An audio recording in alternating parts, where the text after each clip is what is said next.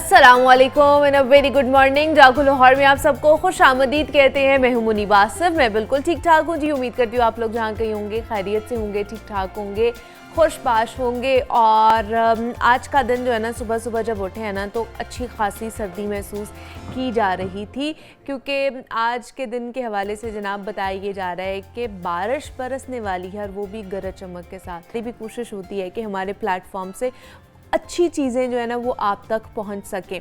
तो अभी हम आगे बढ़ते हैं, कुछ बात कर लेते हैं किचन के हवाले से, खाने पीने के हवाले से। आज जो है ना वो शेफ़ रुखसाना हमारे साथ स्टूडियोज़ में मौजूद है, हमारे किचन सेगमेंट में है आज। और आज वो बच्चों की जो पसंदीदा मज़ेदार जो नगेट्स होते हैं ना, जो बच्चे बहुत ज़्यादा पसंद करते हैं कि जनाब और कुछ नहीं खाना, नगेट्स बना दें। तो वो बाहर के नगेट्स एक तो एक्सपेंसिव भी हो जाते हैं, दूसरा आप लोगों को पता नहीं होता कि उसमें कौन सी चीज़ें और किस तरह की चीज़ें यूज़ की हैं, ऑयल किस तरह का है, फिर वो प्रोसेस्ड आ जाते हैं ना सारे, जो बच्चों के लिए ठीक नहीं है, उनकी हेल्थ के लिए ठीक नहीं होता। तो आप घर में बच्चों के लिए नगेट्स किस तरह बना सकते हैं, उनको किस तरह प्रिजर्व कर सकते हैं, उनके लिए क्या क्या चीज़ चाहिए। तो आज आपको मज़ेदार नगेट्स बनाना सिखाएंगी शेफ़ रुखसाना। अस्सलाम वालेकुम शेफ़ रुखसाना, कैसी हैं आप? ठीक ठाक हैं? अल्हम्दुलिल्लाह, आप कैसी हैं? मैं भी बिल्कुल ठीक ठाक। आज हमने चिकन नगेट्स बनाने हैं। यस। अच्छा, चिकन नगेट्स जो मैं बना रही हूँ उसमें आप कई वर्जन निकाल सकते हैं। आज आपको पता है कि विंटर सीजन आ रहा है, तो इसमें आप फिश नगेट्स भी बना सकते हो, वाइट मीट का भी आप नगेट्स बना सकते हो, मटन के भी बना सकते हो, बीफ के भी बना सकते हो। मतलब इसमें 4 वैरायटीज निकल आएगी। इस एक ही रेसिपी से आप 4 किस्म के नगेट्स बना सकते हो। अच्छा, मतलब एक रेसिपी होगी और उसमें आप उसको डिफरेंट ऑप्शंस आप ले सकते हैं। मेथड सेम होगा, इंग्रेडिएंट्स भी सेम होंगे, और बाकी आप जो उसका मीट है ना वो चेंज कर सकते हैं। हम चिकन का बना रहे हैं, आप फिश मीट, बीफ और मटन का भी बना सकते हैं। फिश का तो आजकल आपको पता है कि सीजन शुरू हो चुका है, भी है। तो फिश में तो बहुत मजे की लगेगी, जैसे फिंगर फिश होती है उसी टाइप के ये बनेंगे। ओके, ये तो मतलब ये भी देखने में ऐसे ही लगेगा जैसे ये फिंगर फिश है, उसका जो क्रिस्पन आएगा ना, बच्चों को पसंद होते हैं ना बच्चों को। आपको पता है आजकल बच्चों को यही चीजें ज्यादा पसंद है, तो आप हेल्दी फूड दें, बजाय ये कि बाहर से आप ऑर्डर करें या बाहर से मंगवाएं, तो आप घर में ही तैयार करें। और बड़ी झटपट तैयार होने वाली रेसिपी है, बहुत जल्दी तैयार हो जाती है। तो इसके लिए चाहिए क्या क्या? इसके लिए हमें ये देखें, मैंने चिकन बोनलेस लिया है। अच्छा, ठीक है। ये देखें, इसमें मैंने सारे इंग्रेडिएंट्स ऐड कर दिए। इसमें आपने विनीगर, सोया सॉस, अदरक लहसुन का पेस्ट 1 चम्मच आपने ऐड करना है, धड़ा मिर्च। डिपेंड करता है कि आपके टेस्ट के मुताबिक के बच्चों को कौन सा टेस्ट अच्छा लगता है। आजकल बच्चों को पता है, आपको थोड़ा सा स्पाइस भी खाते हैं, कुछ हल्का भी खाते हैं, तो आपने अपनी मर्जी के मुताबिक स्पाइस ऐड करना है। इसमें मैंने हाफ के जी मैंने चिकन बोनलेस लिया है, ठीक है। और इसमें मैंने धड़ा मिर्च डाली है, नमक डाला है, अदरक लहसुन का पेस्ट डाला है, हल्का सा नमक मैंने इसमें ऐड किया है। और इसमें आप थोड़ा सा जीरा ऐड कर लें कूट कर, या ब्लैक पेपर थोड़ा सा ऐड कर लें। और इसको आप मैरिनेशन के लिए तकरीबन आपने 2 से 3 घंटे रखना है। सही है, ठीक है। आपने विनेगर और सोया सॉस भी डाला है? जी बिल्कुल, वो भी डाला है, वो उससे सॉफ्टनेस और टेंडर हो जाता है। अगर आपके पास लेमन है तो आप लेमन भी थोड़ा सा डाल सकते हैं, 1 लेमन आप डाल दें, उसका फ्लेवर और भी ज्यादा इनहेंस हो जाएगा। ठीक है। यही रेसिपी जो मैं आपको बता रही हूँ, यही सेम रेसिपी फिश के लिए भी आप यूज कर सकते हो। अब मटन और बीफ के लिए आपको पता है वो थोड़ा हार्ड है, उसको पकाने में और गलाने में थोड़ा टाइम लगता है। उसको आप हाफ डन बॉईल कर लें, उतने पानी में ही बॉईल कीजिए जितना कि वो पानी उसी में ही रिजॉल्व हो जाए। ठीक है, ठीक है। और फिर इसके बाद आपने एज इट इज़ यही आपने सारे इंग्रेडिएंट्स इसमें डालने हैं। इसमें मैंने थोड़ा सा ओरिगानो भी डाला है। वो इस वजह से डाला है क्योंकि वो एक खुशबू और जो फ्लेवर आता है ना ओरिगानो का, वो एक बहुत अच्छा, आप जब खाते हो तो एक खुशबू आती है खाने के दौरान में। आपको चिकन की या मटन की, बीफ की वो स्मेल जो हमारे ना वो खत्म हो जाएगी, वो नहीं आएगी। सही है, ठीक है। और इसी तरह फिश में भी आप ऐसे कर सकते। फिश में सिर्फ मेन चीज़ जो आपने डालनी है, उसमें अजवाइन आपने डालना है। अच्छा, अजवाइन हमने डालनी है, अजवाइन डालना है, बिल्कुल इसी तरह। और अच्छा, बाहर जो आप लेते हो ना नगेट्स, वो कीमे के बनते हैं, कीमे के भी नॉट बैड, अच्छे होते हैं। लेकिन ये मैंने सिर्फ ये पूरे मैंने चिकन के फिले लिए हैं। अच्छा, आपने चिकन के फिले लिए, ठीक है। ये मैंने कीमा नहीं लिया। ये थोड़ा सा दिखाइए ऐसे बाउल नीचे करके, ये देखें, ठीक है। ओके, अब ये देखें, ये इसी तरह बारीक, और इसी तरह आपने बारीक इसकी कटिंग करनी है। सही है, ये देखें, फिलेस को आपने बारीक मैंने इसकी कटिंग की है। और इसको मैंने 2 घंटे के लिए मैरिनेट करने के लिए रखती हूँ, और बिल्कुल ये टेंडर हो चुका है। सही है, 2 से 3 मिनट में ये पक जाएगा, अंदर से भी कुक हो जाएगा। इसका फ्लेवर, इसका टेस्ट, सारा कुछ इसके अंदर जा चुका है। ठीक है, इसका टेस्ट आ चुका है। अब कीमे में ये होता है कि आप कीमे को पहले बॉईल करते हो, उसमें बहुत ज़्यादा एफर्ट होती है, मेहनत बहुत ज़्यादा, फिर उसकी आप शेप भी बनाते हो। एग्जैक्टली, ठीक है, उसकी शेप शेप बनाते हो फिर उसको फ्राई करते हैं। समटाइम घर में जब आप तैयार कर रहे होते हैं किसी की शेप छोटी होती है, किसी की बड़ी होती है, और बच्चे भी थोड़ा कहते हैं कि नहीं ये मम्मा नहीं बनाए हैं, ये बाहर के नहीं है। सही है। तो ये अच्छा, ये चीज जो है ना, ये आप बर्गर में भी बच्चों को दे सकते हैं। हाँ, ये पैटी भी बन सकता है ना। पैटी एज इसको पैटी के तौर पे भी यूज कर सकते हो। बर्गर बना रहे हो आप, उसमें आप ऐड कर सकते हो। किसी भी चीज में आप इसको आप इसके अलावा सैलेड में भी आपके लिए, जैसे हेल्थ कॉन्शियस हैं जो लोग डाइट करते हैं, उनके लिए भी ये बहुत ज्यादा जरूरी है। उनके लिए ये होता है कि मैदे की जो कोटिंग है वो ना करें और वो इसी तरह इसको फ्राई करें, शैलो फ्राई करें, लाइट से ऑयल में फ्राई करें, और फिर इसके पीसीस करके आप सैलेड में इसको एज ए अपने दोपहर के लंच में आप इसको उसमें ऐड ऑन करके आप खा सकते हैं। ठीक है, आप उसको मेन चीज माइंड की है, माइंड सेट की है कि आप इसमें कई वर्जन निकाल सकते हैं। ठीक है। अच्छा, मैंने अब इसके लिए मैंने ये मैदा लिया है, प्लेन फ्लोर। ओके, ठीक है। प्लेन फ्लोर में मैंने इसमें कुछ भी ऐड, इनके बाहर पता क्या करते हैं, मीठा सोडा ऐड कर देते हैं, बेकिंग पाउडर ऐड करते हैं, वो फूल जाता है ना थोड़ा। जाहिर है उन्होंने अपनी कॉस्ट बढ़ानी होती है, उन्होंने चीज़ों को देखना होता है कि सेल जो भी करना होता है। ये हम फ्रेश होममेड इंग्रेडिएंट से ही बना रहे हैं। अच्छा, इसमें मैंने प्लेन फ्लोर लिया है, इसमें मैंने थोड़ा सा भी ऑरिगेनो डाल दिया है, ठीक है, खुशबू के लिए, और इसमें लाइट से धड़ा मिर्च और नमक, बस दैट्स इट। ठीक है। और मैंने इसमें कुछ नहीं ऐड किया। अच्छा, इसके बाद हमने इसको यहाँ से हमने लिया और इसके अंदर हमने इसको, ठीक है, उसके अंदर हमने टॉस किया, कोटिंग की उसकी मैदे की, और इसको हमने फ्राई करने के लिए रख दिया। अच्छा, हमने इसको शैलो फ्राई करना है, डीप फ्राई करना है? डीप फ्राई है ये, डीप फ्राई करना है आपने। सही है कि इसको आप 3 से 4 महीने के लिए अच्छा, मैंने इसमें मैरिनेट करके रख मैंने इसको इसकी खूबसूरती इनहेंस करने के लिए इसमें मैंने थोड़ा सा फूड कलर भी ऐड किया, वो मैं बताना भूल गई हूं। ठीक है, ये देखें इसकी, ये देखें कितना खूबसूरत कलर आया इसका, ताकि वो हल्का हल्का ऑरेंज कलर आएगा ना, तो वो अच्छा लगता है फूड कलर के साथ। अच्छा, अब जैसे आपने इसमें नमक भी डाला है, फिर आपने इसमें सोया सॉस और विनेगर भी डाला है, तो कुछ लोग कहते हैं कि ज्यादा देर अगर इसको रखेंगे तो इसमें वो बहुत ज्यादा नमक हो जाता है। नहीं, देखें सॉल्ट जो है, सॉल्टी बहुत ज्यादा हो जाता है। फिश में ऑलरेडी सॉल्ट है, फिश ऑलरेडी सॉल्टी होती है, क्योंकि जब आप लेकर आते हो तो उन्होंने मसाले लगाए होते हैं, फिर आप घर में भी लेकर आते हो, उसको वॉश करते हैं, तब भी फिश में आप मत ऐड करें। फिश में के अंदर ऑलरेडी खुद भी एक सॉल्टीनेस आती है, तो उसमें जरूरत नहीं है। इसमें आपको डालना पड़ता है ओरिगानो में, नो डाउट होता है, लेकिन ये कि इसमें आप क्वांटिटी नमक की बिल्कुल माइनर रखें, आप टेस्ट करें, आप टेस्ट कर लें और फिर उसके हिसाब से आप नमक ऐड करें। सही है, उस हिसाब से फिर आप नमक ये देखिए ये कितनी जल्दी रेडी हो चुका है। ठीक है, ये हमारे जो चिकन नगेट्स और ये देखें, ये मैंने एक ही कोटिंग की है और इसका क्रिस्पीपन चेक करें। डिफरेंट करके आप अगर बच्चों को देंगे ना, तो बच्चे आप यकीन करें पसंद करेंगे। हम बाहर से लेकर आते हैं और एक ही फ्लेवर होता है और वही फ्लेवर हम बच्चों को दे देते हैं, आपको पता है कि वो फिर हेल्दी तो होता ही नहीं है। वो हेल्दी भी नहीं होते ना, आपको नहीं पता वो उसमें ऑयल किस तरह का यूज किया, कितना ज्यादा उसमें जो है ना वो उन्होंने प्रिजर्वेटिव्स डाले हुए होते हैं कि उनको आपने फ्रीज करना है। नमक की जो मिकदार है ना उन नगेट्स के अंदर, उन चीजों के अंदर बहुत ज्यादा होती है जो रेडी टू कुक हमें मिल रहे होते हैं। वो ब्लैक से भी होते हैं क्योंकि वो मशीनरी प्रोसेस होता है। एग्जैक्टली, वो सारा कुछ मशीन में हो रहा होता है। ये आपको पता है कि आपने किस तरह को ऑयल यूज करना है, कितना ऑयल यूज करना है, कितनी नमक मिर्च डालनी है, अपने हिसाब से आप अपना जो है ना वो हेल्दी वे में ये चीजें बना सकते हैं। चिकन नगेट्स हमारे रेडी हो चुके हैं, तो ये आप देख सकते हैं कि बड़े ही खूबसूरत जो आज के मज़ेदार भी और जो अच्छे लग रहे हैं देखने में ही, वो चिकन नगेट्स बनाए हैं। और चिकन नगेट्स की रेसिपी के अंदर आप बाकी कितनी रेसिपीज़ हैं, कितने ऑप्शंस हैं जो कि आप कर सकते हैं। फिर जो सॉस भी शेफ़ रुखसाना ने आपको बताई है कि वो भी आप डिफरेंट चीज़ों के अंदर, डिफरेंट कुजीन्स के अंदर, डिफरेंट ऑप्शंस के साथ उनको यूज़ कर सकते हैं। Chef Rukhsana, thank you so much, बहुत अच्छा लगा आज भी आपसे मिलके। आज की आपकी रेसिपी बहुत अच्छी थी और बेस्ट ऑफ लक।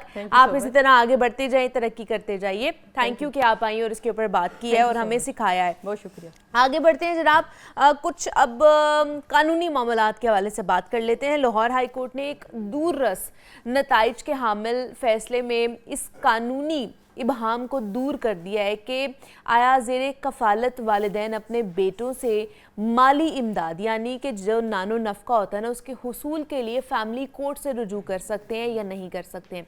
जस्टिस राहील कामरान की सरबराही में सिंगल रुकनी बेंच ने यह करार दिया कि फ़ैमिली कोर्ट्स एक्ट 1964 के तहत फैमिली कोर्ट्स के पास ये इख्तियार है कि वो ऐसे वालिदैन की दरख्वास्तों पर समाअत करे और अदालत ने इस फैसले पर मोहर जब्त कर दी है कि वालिदैन के पास नानो नफ़का के लिए फैमिली कोर्ट जाने का भी हक मौजूद है।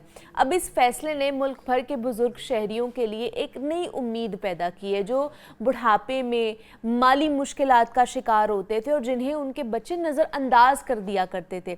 अब वो बगैर किसी शको शुबा के फैमिली कोर्ट्स में अपने हकूक़ के लिए आवाज़ उठा सकते हैं। इसी हवाले से मज़ीद बात करेंगे आज के सेगमेंट में, और इस पर बात करने के लिए चौधरी नसीर कंबो साहब ने हमें आज ज्वाइन किया है, जो कि एडवोकेट सुप्रीम कोर्ट हैं, लॉ एक्सपर्ट हैं। उनसे बात करते हैं। नसीर साहब, आपको खुश आमदीद कहते हैं जागो लाहौर में। कैसे हैं आप? ठीक ठाक हैं? जी बहुत शुक्रिया, अल्हम्दुलिल्लाह मैं बिल्कुल ठीक हूँ। नसीर साहब, ये जो लाहौर हाई कोर्ट ने एक फ़ैसला किया है, एक तो बड़ा खुश आइंद फ़ैसला है, बड़ा अच्छा लगा कि इन चीज़ों के ऊपर भी अब बातचीत हो रही है और जो है ये बड़ा एक सेंसिटिव मेरे ख्याल से पॉइंट था हमारे मुआशरे का कि बहुत सारे ऐसे पेरेंट्स होते थे जिनको छोड़ दिया जाता था, फाउंटेन हाउस में चले जाते थे या उनको कोई ख़र्चा नहीं दिया जाता था, माली इमदाद नहीं उनकी की जाती थी, उनकी मुश्किलात बढ़ जाती थी। तो क्या ये पहले इस तरह का कोई मामला या पहले इस तरह का कोई कानून नहीं था या उसके ऊपर अमल दरामद नहीं हो रहा था जो अब ये पेश किया गया और अब इसके ऊपर प्रोसीडिंग हुई है? जी बिस्मिल्लाहिर्रहमानिर्रहीम, थैंक यू मुनीबा। बेसिकली हमारे इस्लाम में बड़ी वाज़ेह तालीमात हैं पेरेंट्स की रिस्पेक्ट की बाबत। कुरान पाक में बारहा जगहों पे जो है वो पेरेंट्स के एहतराम की बात की गई है। यहाँ तक फरमाया गया है कि वालिदैन जब बुढ़ापे में आपको एक या दोनों मैसर हों तो इनकी रिस्पेक्ट करो, इनकी इज़्ज़त करो और इनका एहतराम करके जन्नत कमाओ और इनको उफ तक ना कहो। तो लिहाजा इस्लामी तालीमात, पाकिस्तान एक इस्लामी मुल्क है और बहुत कम रेशो ऐसी है कि ये शिकायतें आती हैं, लेकिन ज़्यादा यही ऑब्ज़र्व होता है कि वालिदैन का एहतराम किया जाता है जो भी फाइनेंशियली हालात होते हैं। अब इसी तरह आप देखें कि बहुत सारे मुल्कों में लेजिस्लेशन है। मैं रात देख रहा था बांग्लादेश में लेजिस्लेशन है पेरेंट्स की रिस्पेक्ट, मेंटेनेंस और वेलफेयर की बाबत। इंडिया में भी लेजिस्लेशन है और दुनिया में है। पाकिस्तान में 2021 में एक ऑर्डिनेंस के ज़रिए कानून बना था, प्रोटेक्शन ऑफ पेरेंट ऑर्डिनेंस 2021, क्योंकि ये ऑर्डिनेंस जो होता है इसकी उम्र 3 माह होती है या 120 दिन होती है। अगर ये पार्लियामेंट में या असेंबली में पेश होकर कानून ना बने तो ये ख़त्म हो जाता है। तो वो 2021 में 90 दिन के बाद ये ख़त्म हो गया। उसमें भी वालिदैन के एहतराम की बाबत था कि वालिदैन को घर से ज़बरदस्ती नहीं निकाला जा सकता। अगर वालिदैन के घर में बच्चे हैं, बालग हैं और वालिदैन को पूछते नहीं हैं, घर नहीं आते या वालिदैन को तंग करते हैं, तो वालिदैन उनकी एविक्शन के लिए भी डीसी के पास जा सकते हैं। लेकिन अनफॉर्चुनेटली वो कानून कंटिन्यू नहीं हुआ। हमारे मुल्क में ज़रूरत है पेरेंट्स की रिस्पेक्ट की, उनकी वेलफेयर की और उनके मेंटेनेंस के लिए अलहदा से कानून बनाने की। बेसिकली तो ये किस तरह अब बेसिकली हुआ ये था कि देखें हमारे यहाँ फैमिली कोर्ट एक्ट है, west Pakistan family court act 1964, और इसी तरह मुस्लिम फैमिली लॉ ऑर्डिनेंस है 1961, उसका सेक्शन 9 मेंटेनेंस की बात करता है। अच्छा, और west Pakistan family court act का 1964 का सेक्शन 5 जो है ना, उसका शेड्यूल 1 में वो केसेस बताए गए हैं जो फैमिली कोर्ट में केसेस दायर किए जा सकते हैं। उसमें से वन ऑफ देम जो है वो मेंटेनेंस का है, पेरेंट्स की मेंटेनेंस। और ये जो फैमिली कोर्ट एक्ट है ना, इसमें 3 तरह के मामला देखे जाते हैं, मैरिज से मुतल्लिका, और उसके बाद जो है वो फैमिली के रिलेटेड अफेयर्स या देगर फैमिली से मुतल्लिका मामला देखे जाते हैं। तो अब ये एक केस दायर हुआ था मॉडल टाउन कोर्ट्स में इधर लाहौर में कि रिफ़तुन निसा नाम की खातून है, वालदा है, जो कि अपने 4 अज़हर इजाज़ ख्वाजा वगैरह के ख़िलाफ़ उसने ये पिटीशन दायर की मेंटेनेंस की कि मेरे बेटे जो है मैं एजड हूँ और दूसरा मेरे पास सोर्सेज नहीं है, मैं डिपेंडेंट हूँ, तो मेरे ये बच्चे जो है वो मुझे मेंटेन नहीं करते, मुझे इनसे मेंटेनेंस लेके दिया जाए। अदालत में वो दावा दायर हुआ और अदालत ने उसमें जो था इंटरम मेंटेनेंस जो था फिक्स कर दिया, 5,000 रुपया पर बच्चा। और उसके बाद जो है वो उसमें 17A जो है ना, west Pakistan family court act का सेक्शन है जो 17A इस चीज़ के पाबंद करता है कि अगर बच्चों का या वाइफ का मेंटेनेंस खावंद नहीं ना देता तो वो 17A में जाके फैमिली कोर्ट में 17A में जाके वो पाबंद कर देते हैं, और अगर ना वो जमा कराए मेंटेनेंस, उसका राइट स्ट्रक्चर करके उसका दावा वहीं पे उसके खिलाफ कर दिया जाता है। जुर्माना भी किया जा सकता है। अच्छा, इसमें थोड़ा सा बता देना कि मेंटेनेंस सबके लिए एक जैसी, इनके लिए तो जैसे 5-5 हज़ार रुपया उनको कहा गया है, बाकियों के लिए अगर कोई और भी करना चाहता है तो किस तरह तायुन किया जाएगा? बेसिकली मैं आपको यहाँ पे बताता चलूँ कि ये जो जब मेंटेनेंस लग गया अदालत में, तो वो जो बेटा था वो चला गया डिस्ट्रिक्ट एंड सेशन जज की कोर्ट में अपील में कि जी मैं, क्योंकि एक तो ये फैमिली कोर्ट एक्ट जो है ये बीवी और बच्चों की मेंटेनेंस की बात करता है, पेरेंट्स की मेंटेनेंस की बात नहीं करता, लिहाजा ये दावा मेंटेनेबल नहीं है। और दूसरा जो 17A में ऑर्डर किया है कि जी पीनल कॉन्सिक्वेंसेस के आपका दावा जो है वो आपके खिलाफ कर दिया, एक्सपार्टी कर दिया है, या आप इतनी तारीख तक खर्चा जमा करवाएं, ये फैमिली कोर्ट की डोमेन नहीं है। तो वहाँ पे फिर अदालत ने 2-3 सवाल फार्मूलेट किए हैं। पहला सवाल ये था कि क्या मेंटेनेंस जो है, पेरेंट्स का मेंटेनेंस जो है वो अदालत में पेरेंट्स जो है वो क्या क्लेम कर सकते हैं। दूसरा सवाल ये था कि इसमें क्या जो इस्लामी पॉइंट ऑफ व्यू है वो क्या है, और तीसरी मोरालिटी की बात की गई थी।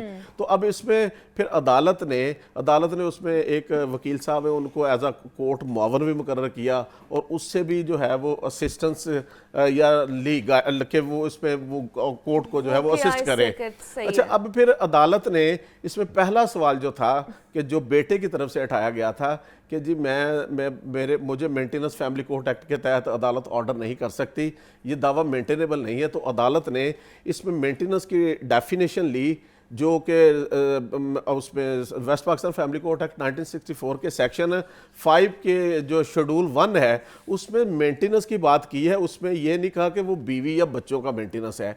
तो अदालत ने मेंटेनेंस को एक्सपैंड करते हुए, क्योंकि west Pakistan family court act family से रिलेटेड मामला को देखता है, तो फैमिली में बच्चे, बीवी और वालिदैन फैमिली का हिस्सा होते हैं। इसलिए अदालत ने यह करार दिया कि जो वालदैन हैं वो फैमिली की डेफिनेशन में फॉल करते हैं, इसलिए वाइड स्कोप में जाके पेरेंट्स जो हैं वो भी मेंटेनेंस का दावा जो है वो दायर कर सकते हैं कि अब वालिदैन के पास भी ये ऑप्शन आ चुका है कि वो फैमिली कोर्ट में जाकर वो अपने नानो नफ़का के हुसूल के लिए जो है ना वो केस दायर कर सकते हैं अपने बच्चों के खिलाफ, अपने औलाद के खिलाफ। अगर वो उनको निगलेक्ट कर रही है, उनको नानो नफ़का उनको खर्चा नहीं दे रही हैं, तो वो बेटों के खिलाफ वो इस चीज़ को भी जो है ना वो लेकर जा सकते हैं।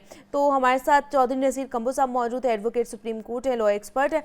Thank you so much Naseer Sahab कि आप आए, इसके ऊपर बात की है। और जनाब अब कुछ हम लोग थोड़ा सा अपनी स्किन केयर के हवाले से बात कर लेते हैं। आपको पता है ना आजकल हाइड्रा फेशियल बहुत ज़्यादा चल रहा है, माइक्रोनीडलिंग की बहुत ज़्यादा बात हो रही है, एडवांस्ड जितनी भी फेशियल्स की टेक्नोलॉजीज़ आ गई है ना उसके ऊपर बात की जा रही है। तो आज हमने इन्हीं चीज़ों के मुतालिक बात करनी है, और डॉक्टर कंवल जवाद हमारे साथ स्टूडियोज़ में मौजूद हैं, जो कि कंसल्टेंट डर्मेटोलॉजिस्ट हैं, स्किन स्पेशलिस्ट हैं।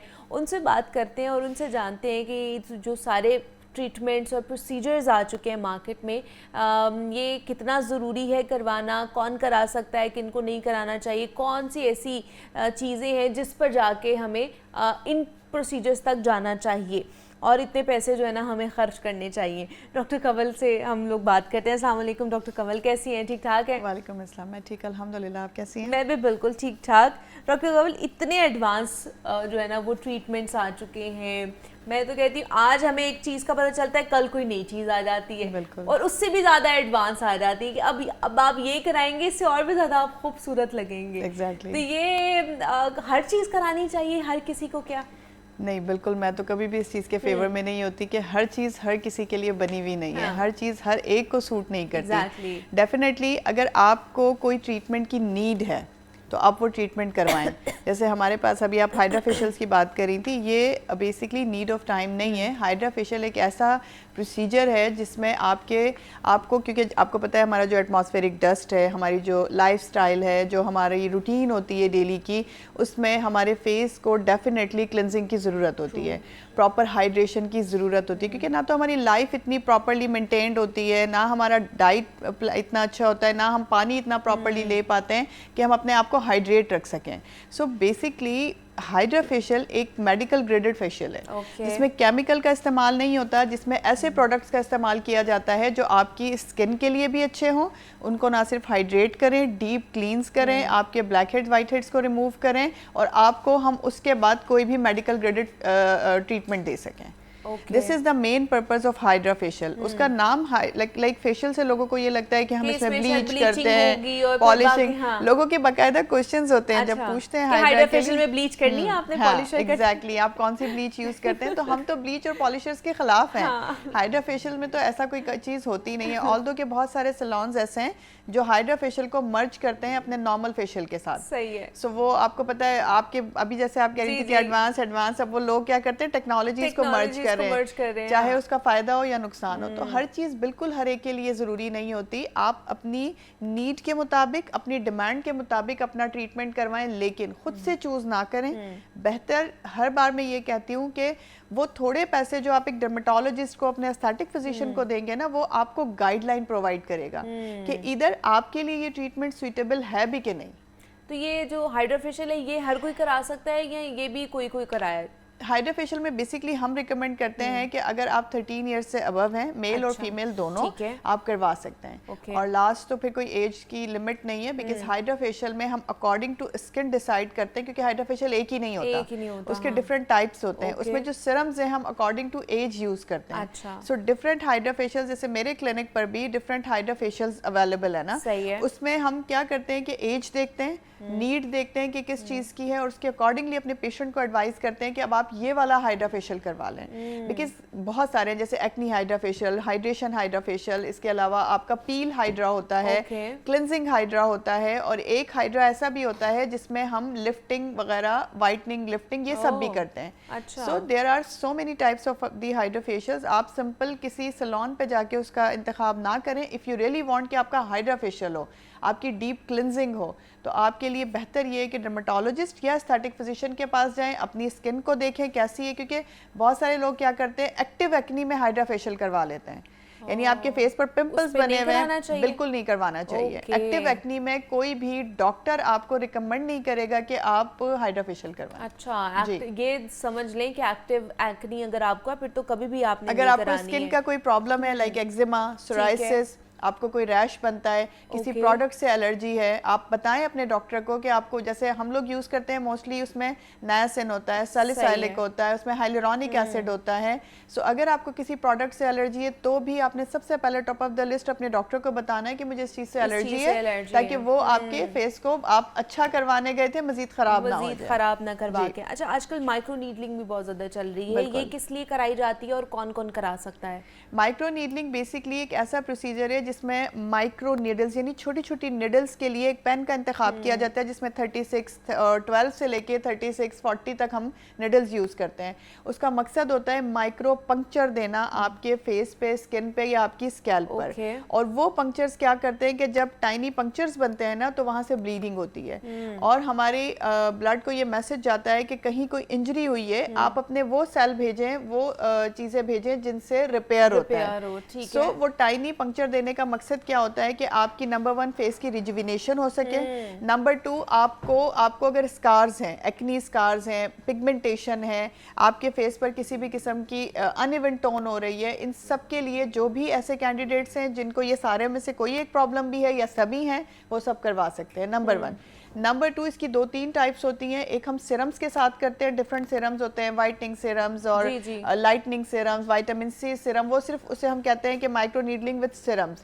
बट दूसरी टाइप होती है विद पीआरपी, यानी आपका अपना ब्लड लेके उसमें से प्लाज्मा ड्रॉ किया जाता है और उसके साथ पीआरपी करवाई जाती है। सो दोनों बेनिफिशियल हैं अनटिल अनलेस के अगर आपको एक्टिव एक्नी नहीं है, अगेन आपको किसी किस्म का स्किन रैश नहीं है, एलर्जी नहीं है, एक्जिमा नहीं है, डर्मेटाइटिस नहीं है, कोई नॉन एलर्जिक फैक्टर आपकी बॉडी में रन तो नहीं कर रहा, तब आप माइक्रो नीडलिंग करवा सकते हैं। माइक्रो नीडलिंग 20 ईयर्स से अबव के सारे लोग करवा सकते हैं, मेल फीमेल बोथ। ओके, और ये मतलब कितनी देर बाद करा लेनी चाहिए? 1 मंथ का पीरियड हम देते हैं, बिकॉज जब एक मरतबा आपकी माइक्रो नीडलिंग हुई है तो आपको कम से कम 4 वीक्स चाहिए उसकी कंप्लीट हीलिंग के लिए, बिकॉज एक प्रोसेस होता है कि वो जो टाइनी पंक्चर्स हमने दिए हैं ना, उन्हें हील होना है। सही है। सो उसके लिए आपको 1 मंथ का टाइम चाहिए होगा। उस टाइम फ्रेम को क्रॉस करें आप, और 1 मंथ के बाद आप उसका सेशन रिपीट करवा सकते हैं। यूजुअली मैं 3 to 6 सेशंस करती हूँ। For the like scars, for pigmentation, for melasma, इनके लिए यूजुअली मैं 3 to 6 अकॉर्डिंग टू कंडीशन उसको देखती हूँ कि अगर पेशेंट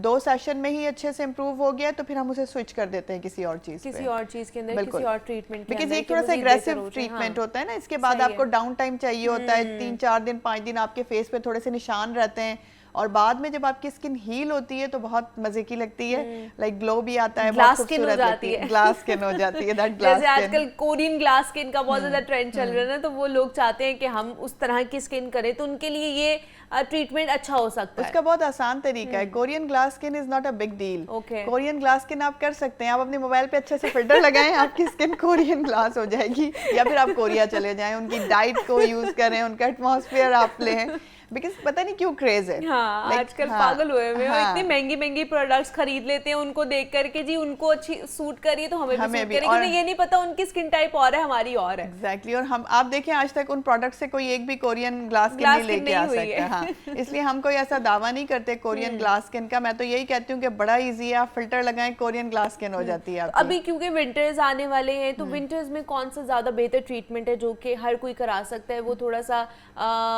इतना एक्सपेंसिव भी ना हो, पॉकेट पे भी भारी ना पड़े, और लोग अच्छे तरीके से करा ले और स्किन भी अच्छी हो जाए उनकी? बिल्कुल, देखिए इसमें एक यही जो आपने अभी कहा था हाइड्रा फेशियल, इसमें हम एक हाइड्रेशन हाइड्रा कहते हैं, क्योंकि इस वेदर में जिन लोगों की ऑयली स्किन भी होती है ना, वो कहीं ना कहीं थोड़ी ड्राई हो जाती है ना, डिहाइड्रेटेड होती है, तो हाइड्रेशन हाइड्रा बहुत इकोनॉमिकल होता है, वो आप करवा सकते हैं। उससे ना सिर्फ आपकी डीप क्लिनजिंग हो जाती है, बल्कि आपके ब्लैक हेड्स व्हाइट हेड्स भी रिमूव हो जाते हैं, और आपकी पूरे फेस की और गर्दन की स्किन को हम हाइड्रेट कर देते हैं प्रॉपरली, डिफरेंट सीरम्स के साथ, डिफरेंट प्रोडक्ट्स के साथ।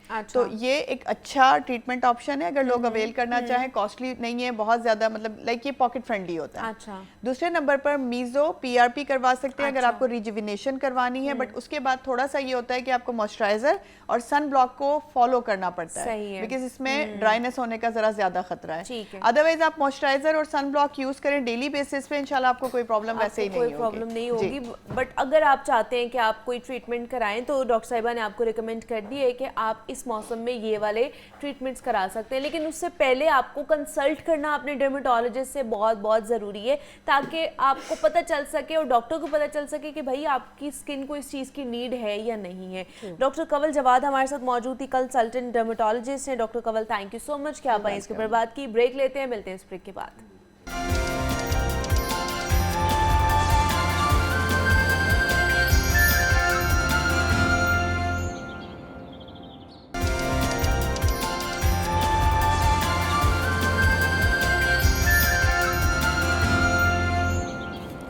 वेलकम बैक टू जागो लाहौर। जनाब, कुछ लाहौर के हवाले से बात कर लेते हैं। एज़ वी नो कि स्मॉग और फ़ज़ाई आलूदगी बहुत ज़्यादा बढ़ती जा रही है। आज भी जो लाहौर का एयर क्वालिटी इंडेक्स है वो 300 से तजावुज़ कर चुका है। सर फ़हरिस्त है लाहौर शहर हमारा फ़ज़ाई आलूदगी के नरगे में, और हुकूमती इदारों की जो है वो मुबैना कोताही भी हमारे सामने आ रही है, जिसकी वजह से स्मॉग पर काबू नहीं पाया जा रहा है। माजी में लाहौर की 9 अहम शाहराहें थीं जिनको फ़ज़ाई आलूदगी से पाक करने का मंसूबा बनाया गया था, और शहर लाहौर की 9 मरकज़ी शाहराहों को मॉडल रोड्स के जो बनाने का जो ख्वाब था वो अधूरा हो गया, वो पाए तकमील तक ही नहीं पहुंच रहा। क्या वजह है, इतना डिले क्यों आता है? इसके पीछे की वजह, रीज़न्स, फंड्स है या फिर इदारों की अपनी कोताही है, नेग्लिजेंस है, इस पर बात करेंगे। और उसके अलावा एक और स्टोरी है हमारे पास कि शहर लाहौर में 1000 ग्राउंड वाटर रिचार्ज वेल्स बनाने का बड़ा मंसूबा तैयार किया जा रहा है। वासा जो है ना इसको लेकर चलेगा इस मंसूबे को, इस प्रोजेक्ट को। तो जनाब, पहले जो प्रोजेक्ट है वासा के वो अभी मुकम्मल हुए नहीं है, एक और नया प्रोजेक्ट वासा लेकर आ गया है जो है ना, इस पर भी बात कर लेते हैं। ज़ैनुल आबदीन हमारे साथ स्टूडियोज़ में मौजूद है, नुमाइंदा लाहौर न्यूज़ हैं, उनसे बात करते हैं। ज़ैन, आपको वेलकम कहते हैं जागो लाहौर में, कैसे हैं? ठीक ठाक है? अच्छा हूँ मैं, आप बताएं। मैं भी बिल्कुल ठीक ठाक। ज़ैन, स्मॉग और फ़ज़ाई आलूदगी हमारे सामने ही है। आज की भी सूरत हाल जब आप बाहर से आए हैं तो आपको पता चल ही गया है, हर कोई परेशान है, लेकिन हुकूमती इदारों की कोताहियाँ जो है वो ख़त्म ही नहीं हो रही हैं। एक के बाद दूसरी कोताही हमारे सामने आ जाती है, और जिसकी वजह से ये हमारा जो मौसम है, हमारा वेदर, हमारी फ़ज़ा ख़राब होती जा रही है। 9 अहम शाहराएँ थी जिनको आलूदगी से पाक करने का मिशन बनाया गया था, अधूरा वो भी रह गया है। कोई ऐसी चीज़ जो मुकम्मल हो पाए? शुक्रिया मुनीबा। देखें, अगर गवर्नमेंट स्मोक की रोकथाम के लिए अच्छे इक़दाम कर रही है तो हमें उनको अप्रिशिएट भी करना चाहिए। जो मैं अदाद-ओ-शुमार अभी तक देख रहा हूँ उसके मुताबिक इस साल जो स्मोक है वो मुझे गुज़िश्ता साल की निस्बत कम नज़र आ रही है। अच्छा। क्योंकि हम अदाद-ओ-शुमार की बुनियाद के ऊपर ही कंपैरिजन कर सकते हैं कि गुज़िश्ता बरस लाहौर का एयर क्वालिटी इंडेक्स कितना था, इस साल कितना है। तो गुज़िश्ता बरस आज 4 नवंबर इस वक्त लाहौर का एक इलाका था, वहाँ पे एयर क्वालिटी इंडेक्स 1900 था। आज के दिन लाहौर में किसी भी जगह पे 1900 एयर क्वालिटी इंडेक्स नहीं है। पिछले साल 4 नवंबर को लाहौर का औसत एयर क्वालिटी इंडेक्स 1079 था। आज आई थिंक 550 है, 587 के करीब है। लेकिन मुजरे सेहत तो है ना, उसी तरफ आ रहा हूँ। इसके बावजूद अगर ये कहा जाए कि गवर्नमेंट के जो इक़दाम किए गए हैं वो काफ़ी हैं तो ये गलत है, वो अभी तक नाकाफ़ी हैं। इस शहर को बर्बाद करने में ये जो काम है ये 2008 से शुरू हुआ और 2016-17 में इस शहर को स्मोक ने अपने निर्गे में ले लिया। अब इसको ख़त्म करने में भी हमें 10 से 20 साल का वक्त दरकार होगा। लेकिन ये तमाम तमहीद के बावजूद, हुकूमत की जो भी इसमें एक्टिविटीज़ हैं उसके बावजूद स्मोक पर काबू पाने में और एक्टिविटीज़ करने में अभी तक हुकूमत के इक़दाम नाकाफ़ी हैं। अब जिस खबर का आप ज़िक्र कर रही हैं ये मॉडल रोड्स बनाने वाली, ये मॉडल रोड्स भी एक फैक्टर है। जिस तरह ये एंटी स्मोक गन्स को चलाना या प्लांटेशन करना, इसी तरह और फैक्टर्स भी मौजूद हैं। 2024 में लास्ट ईयर महकमा ट्रांसपोर्ट पंजाब ने और महकमा माहौलियात ने एक मिलकर स्टडी की जो बताती है कि लाहौर में स्मोक के जो फैक्टर्स हैं उसमें 77% गाड़ियों का किरदार है। और सिर्फ जो लोग समझते हैं कि गाड़ियों का किरदार है कि वो सड़क के ऊपर जा रही हैं तो उसकी वजह से स्मोक बढ़ता जा रहा है या वो बस गाड़ियों की तादाद बढ़ गई है इसकी वजह से स्मोक बढ़ गया है, ये भी एक फैक्टर्स हैं। लेकिन एक ये मॉडल रोड वाला फैक्टर है। मॉडल रोड ऐसी रोड जहां पर किसी भी तरह की कोई ब्रेक ना हो, जहां पर कोई ऐसा चोकिंग पॉइंट ना बने कि गाड़ियां कई मिनट कई घंटे वहां पर मौजूद रहें। वर्ल्ड बैंक की तरफ से जब स्टडी की गई तो उन्होंने बताया कि स्मोक उस जगह पर या गाड़ियों का जो धुआं है वो उस जगह पर ज़्यादा होता है जहां पर गाड़ियां स्टक हो जाती हैं। गाड़ियों का एसी चल रहा होता है, गाड़ी मूव नहीं कर रही होती तो वो ज़्यादा आलूदगी फैला रही होती है। तो इस बिना पर यह फैसला किया गया कि लाहौर की 9 शाहराहों को मॉडल शाहराहें बनाया जाएगा। और ये बात सिर्फ 9 मॉडल शाहराहों पर नहीं रुकी रहेगी, ये पूरे शहर में इसका जो दायरा कार है उसको बढ़ाया जाएगा। लेकिन इट्स वेरी अनफॉर्चुनेट कि गुज़िश्ता बरस जैसे ही स्मोक ख़त्म हुई ये मॉडल रोड्स का काम भी ख़त्म हो गया और इसके ऊपर कोई गवर्नमेंट किसी जो जमहूरी हुकूमत है उसने फ़ैसला नहीं लिया, बल्कि मुअज़्ज़ज़ अदलिया ने फ़ैसला लेते हुए LDA को टास्क सौंपा कि आप जाकर ये मॉडल रोड्स बनाएं।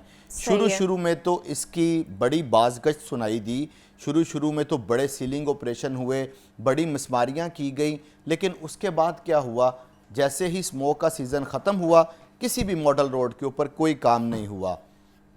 मैंने जब ये स्टोरी कल लाहौर न्यूज़ पे ऑन एयर हुई तो मैंने इसके ऊपर मज़ीद तहकीक की तो ये मॉडल रोड बनाने के लिए इन 9 शाहराहों पर तकरीबन 750 बिल्डिंग्स थी जिनको सील कर दिया गया। अगर आप किसी बिल्डिंग को सील कर रहे हैं इस बिना पर कि वहाँ पर पार्किंग की सहूलत मुयस्सर नहीं है या वहाँ पर जो सेटबैक एरिया है वो क्लियर नहीं किया गया या वो लैंड यूज़ के ख़िलाफ़ है, तो इसका मतलब है कि आप जो अथॉरिटी है, जो LDA है, वो इस चीज़ को एडमिट कर रहा है कि ये बिल्डिंग इल्लीगल है। वो जो 750 बिल्डिंग थी जिनको गुज़िश्ता साल सील कर दिया गया था, आज वहाँ पर किस तरह कारोबार हो रहे हैं। अगर तो वो इल्लीगल थी, वो स्मोक को फैलाने में अपना किरदार अदा कर रही थी, वो ये फैक्टर मौजूद था, तो आज वो सफ़ा हस्ती के ऊपर किस तरह मौजूद है। इसमें मैलाफाइड प्रैक्टिस आ गई या इदारों की नेगलिजेंस आ गई। ये इन मॉडल रोड्स में ये वो सड़कें हैं जहां पर रोजाना की बुनियाद पर लोग शॉपिंग करने के लिए जाते हैं। इस फिजा को बचा लें अगर आप जिंदा रहना चाहते हैं तो। चलें नेक्स्ट स्टोरी पे चलते हैं जैन, क्योंकि वो भी बड़ी इंपॉर्टेंट स्टोरी है। वासा के हवाले से बात करना चाह रहे हैं। शहर लाहौर में 1000 ग्राउंड वाटर रिचार्ज वेल्स बनाने का बड़ा मंसूबा है। जो अंडरग्राउंड वाटर टैंक्स बनाने थे वो कहाँ गए? वो बने नहीं है तो वेल्स बनाने की तरफ जा रहे हैं। आप बड़ी बेहतरीन सी खबर की तरफ आपने निशानदेही की है। मैं पहले आपको बता दूं कि ये जो 1000 रिचार्ज वेल बनाने की खबर है ना, ये मुनीबा जो इदारा है वो कोट करता है, ये प्रेस रिलीज है उनकी। अच्छा। मैं तो किसी दिन आपको रिकॉर्ड गिनवाऊंगा कि मैंने आपको क्या क्या लिख के दिया था। तो बात ये है, मैंने तो आपको पहले दिन कहा था कि एलडीपी वक्त पे मुकम्मल नहीं होगा। मैंने आपको कहा था Bandra road access control corridor इनसे मुकम्मल नहीं होगा। ये अल्लाह ताला हम सबको सेहत तंदुरुस्ती वाली लंबी ज़िंदगी दे। ये 1000 रिचार्ज वेल भी नहीं बनेंगे, ये जो मर्जी कर लें। 1000 रिचार्ज वेल बनाने से मुराद ये है कि आपने ये 90,000 एकड़ रकबे के शहर के ऊपर 1000 मुकामात पे सुराख कर दिए हैं। ये कैसे पॉसिबल है? मतलब ये कुछ ज़मीन का स्टेटा है, उसको सारा जानने की ज़रूरत है कि जी हमने बारिश का पानी रिचार्ज करना है तो इसके लिए ये वेल बना देंगे। हाँ, अब मुझे लगता है कि वो गलती से समटाइम 1 सिफर ज़्यादा लग जाता है ना, तो कोई 1 सिफर इनसे ज़्यादा लग गया है। 100 बनाने थे, 100 रिचार्ज वेल, 1000 का फिगर आ गया। हाँ, 100 रिचार्ज वेल फिर भी किसी जगह पर समझ आता है कि यार हो सकता है ये कोई बन जाए, फिजिबल हो शायद ये प्रोजेक्ट, बट लेकिन 1000 थोड़ा सा मुश्किल है। इसमें 2 चीज़ों को करने की ज़रूरत है। ये जो प्रेस रिलीज जारी करने वाले हैं ना, या ये जो डिपार्टमेंट्स हैं, इनको सोचना चाहिए कि या लाहौर की बजाय सूबा पंजाब लिख देते, या अगर लाहौर लिखना था तो फिर 100 लिख देते। तो प्रोजेक्ट बहुत अच्छा है। ग्राउंड वाटर रिचार्ज वेल बनाने चाहिए। अब ये जो आप फुटेज में दिखा रहे हैं रिचार्ज वेल, ये एक रिचार्ज वेल 4 महीने में बना है। तो इसको 1000 से मल्टीप्लाई कर लें तो देख लें कि कितने 100 साल। ये लिबर्टी चौक में बनाया उन्होंने?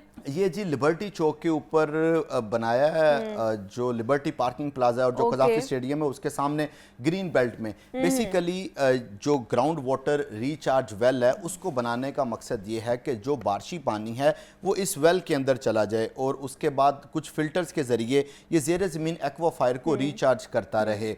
मैं समझता हूँ कि ये आपके प्रोग्राम का क्रेडिट है कि आपने बार बार इस अमर की निशानदेही की कि जो हम बारिश का पानी है उसको दरियाबुर्द कर देते हैं, उसको ज़ाया कर देते हैं, उसको स्टोर किया जा सकता है या दीगर मकासद के लिए इस्तेमाल किया जा सकता है। तो ये ग्राउंड वाटर रिचार्ज जो वेल है, ये जहाँ पर गवर्नमेंट का एक इनिशिएटिव है, आपके प्रोग्राम की भी इसमें एक स्पोर्ट शामिल है। आपकी भी स्पोर्ट शामिल है कि आप आते हैं और इन चीज़ों को हाईलाइट करते हैं हमारे साथ। आप कुछ 3-4 पॉइंट्स ऐसे रखें ना कि जहाँ पर आप इसको एज अ मॉडल यूज़ करें, आपको लगे कि अच्छा ये बारिश के बाद इसमें एक अच्छा रिस्पांस आ रहा है, इसका फीडबैक अच्छा आ रहा है, तो फिर आप बाकी मकामात पर इस प्रोजेक्ट को स्टार्ट करें कि आपकी बचत भी हो, पैसा ज़ाया ना हो, फंड ज़ाया ना हो और मेहनत भी ज़ाया ना हो। तो ये तमाम तर चीज़ें थी जो हमने आप लोगों के साथ शेयर की हैं। शेख ज़ैनुल आबदीन हमारे साथ मौजूद है। ज़ैन, थैंक यू सो मच कि आप आए, इसके ऊपर बात की। जनाब मज़ीद शहर लाहौर के हवाले से बात कर लेते हैं। आजकल आपको पता है कि न्यूज़ में ना हमारे सामने ऐसे केसेस आ रहे हैं, ख़ास तौर पर हादसात बहुत ज़्यादा रूनुमा हो रहे हैं शहर लाहौर में। शहर में रात के वक्त चलने वाली जो हैवी ट्रैफिक है वो हादसात का बहुत बड़ा एक मौजब बन रही है, जिसकी वजह से एक्सीडेंट्स हो रहे हैं और कितने लोग जो है ना वो अपनी जान से हाथ धो बैठते हैं।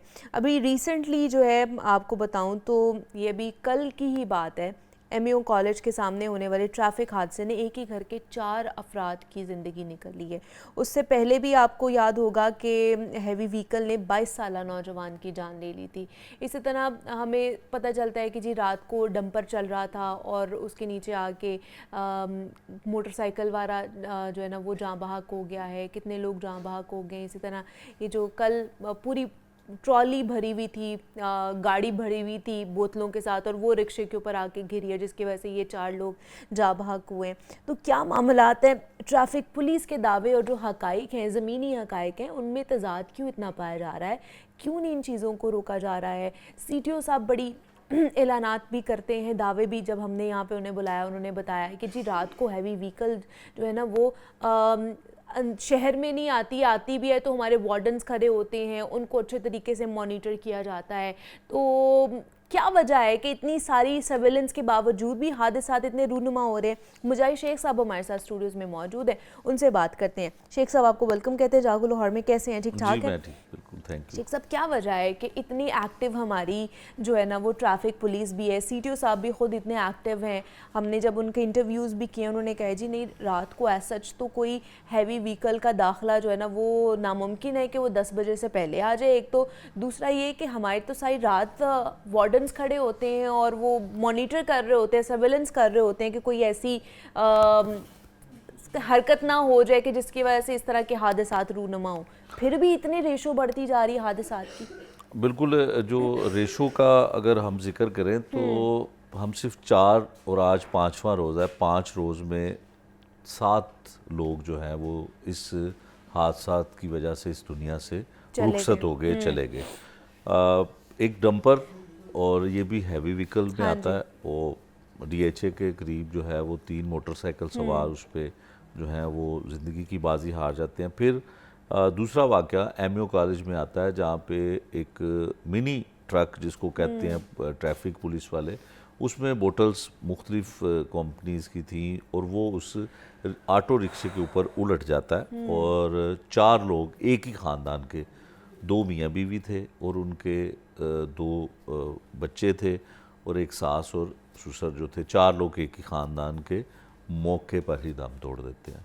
और बदकिस्मती ये है यकीनन इसमें जब वो ट्रक उलटता है उस ऑटो रिक्शे के ऊपर तो काफ़ी देर तक उनको उस ट्रक के नीचे से नहीं निकाला जाता है। अच्छा। माँ जो है, माँ तो माँ होती है, हमेशा की तरह माँ जो है वो अपने बच्चों को बचाने की गर्ज से उनको ऑटो रिक्शे से बाहर धकेल देती है और वो उन दोनों बच्चों की जान बच जाती है, मामूली से ज़ख्मी होते हैं।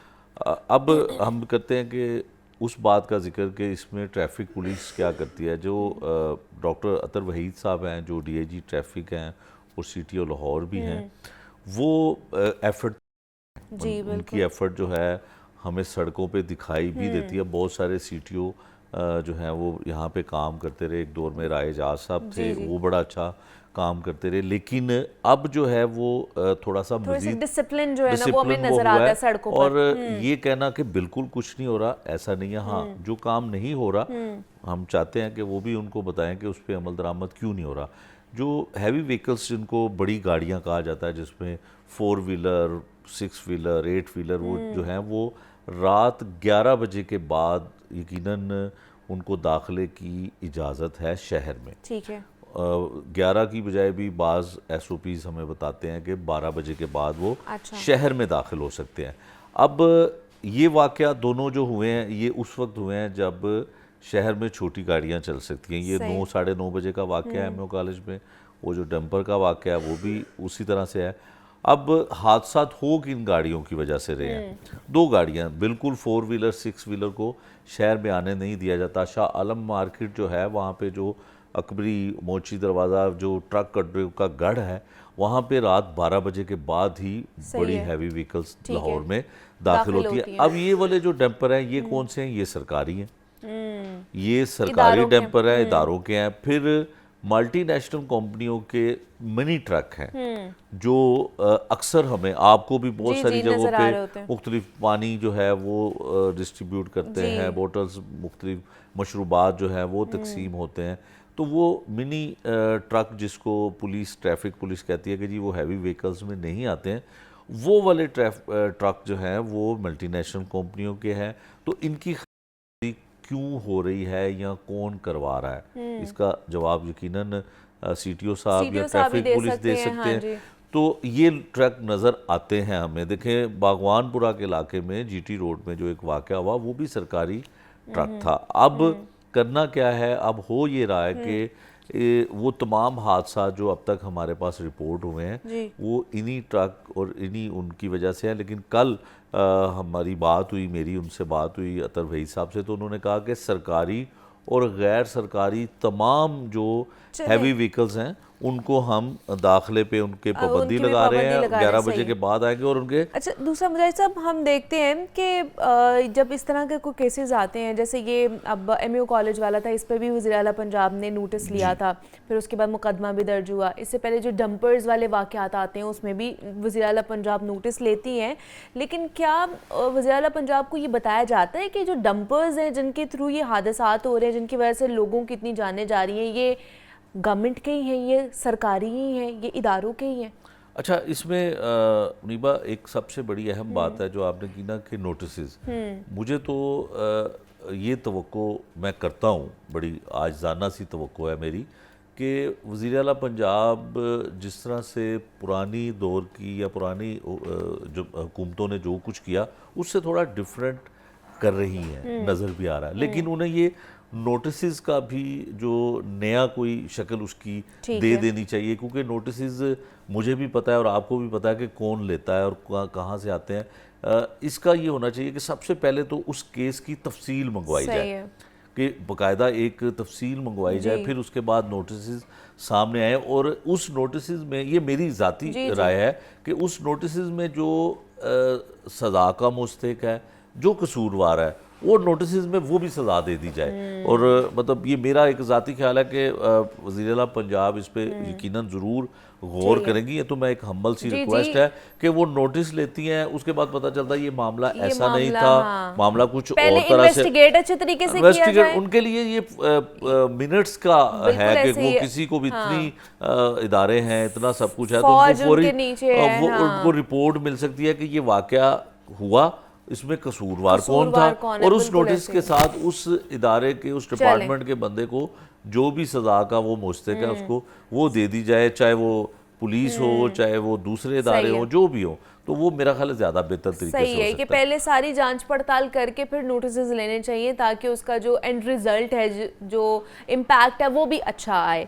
तो दूसरा, हमने CTO साहब को कॉल की है लेकिन उन्होंने रिसीव नहीं किया। हम भी चाह रहे थे कि उनसे उनका मौक़िफ़ ले लिया जाए इन तमाम तर चीज़ों के बारे में कि वो आगे क्या इनिशिएटिव लेने जा रहे हैं, लेकिन मुजाहिद साहब ने जैसे कहा कि उन्होंने बात की है, उन्होंने कहा है कि अब इनके ऊपर पाबंदी लगाई जाएगी, वो चाहे सरकारी हो या गैर सरकारी। ये मिनी डंपर्स या मिनी जो हमें नज़र आ रही होती हैं व्हीकल्स, तो होप्स हो कि इसके ऊपर काम किया जाए और इन हादसात में कमी ज़रूर आए। मुजाहिद शेख साहब हमारे साथ मौजूद थे। मुजाहिद साहब, थैंक यू सो मच कि आप आए, इसके ऊपर बात की। ब्रेक लेते हैं, मिलते हैं उस ब्रेक के बाद।